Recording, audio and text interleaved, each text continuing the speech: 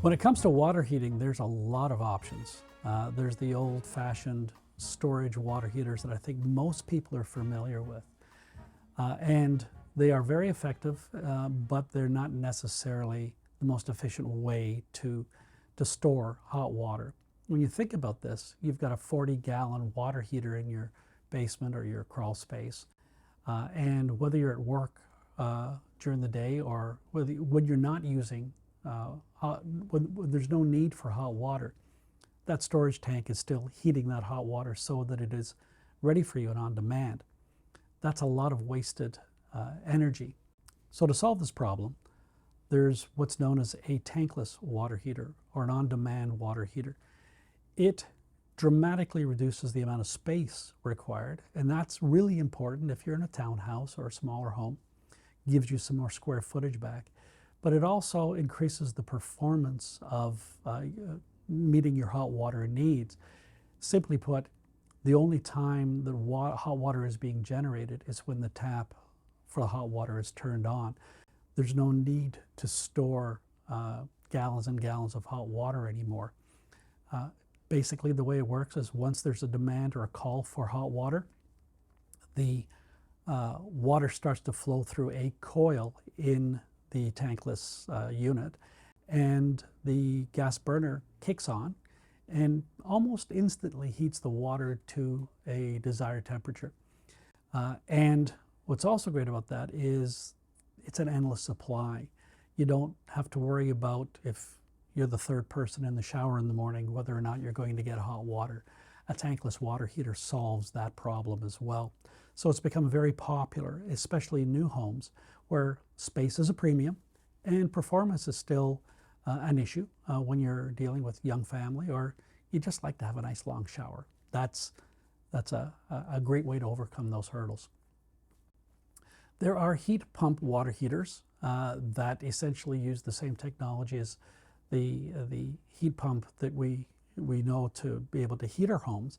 It just takes that same thermal energy and over the course of time stores that energy in hot water so that it's available to you as well. There are hybrid water heaters as well, where you take a conventional style of water heater and you supplement that using solar energy from the sun, where the water that goes into the tank has been warmed up, if you will, through a solar loop on the roof of a home or another location on the exterior of the home. Or if there's a geothermal system in the home where a heat pump is actually extracting energy from the ground, it also offsets the temperature of the water that's going in. Then the conventional energy, either electric or gas, is being supplemented and you don't use as much energy to bring your water up to temperature and be able to store it. So the hybrid systems in larger homes seem to be something that's gaining popularity as well. Then there's the integrated or combi water heaters, where the water heater itself, and we'll use the example of the tankless water heater, actually serves two purposes. One, it creates hot water for laundries and showers and whatnot, but it also, using the delivery of a forced air system or even a boiler system in radiant heating, it doubles as the heating energy source, where if it was an in-floor radiant heating system, that normally would be attached to a boiler. But the tankless water heater does the job of the boiler in generating hot water and running that hot water through the radiant system. In the event of a forced air system, where the water heater actually does the job of the furnace, where there's what's called a fan coil unit that's fitted. And that coil that generates the hot water runs that hot water through a separate coil in the plenum of the furnace, where there's a fan that blows cooler air over the coil, and that air picks up the thermal energy from the coil and is then delivered through the rest of the house as warm air. The benefit here is you've got one system doing two things, which means in a gas situation, you've got one gas line, you've got one gas vent rather than 2. And there's a significant amount of space being saved as well. And this has become extremely popular in townhouse developments, where again, space is of a premium and you just don't have the room for the furnace and the hot water system. You have the same, roughly the same square footage required to do both jobs as you would for simply just a furnace. Now earlier, when I was sharing with you when my wife and I bought our first home, to give you an idea of how naive we were and a bit of a mistake that we'd made, is that when we were looking at the home and we were in the kitchen, we turned the hot water tap on and sure enough there was hot water. And that was the last we thought about that.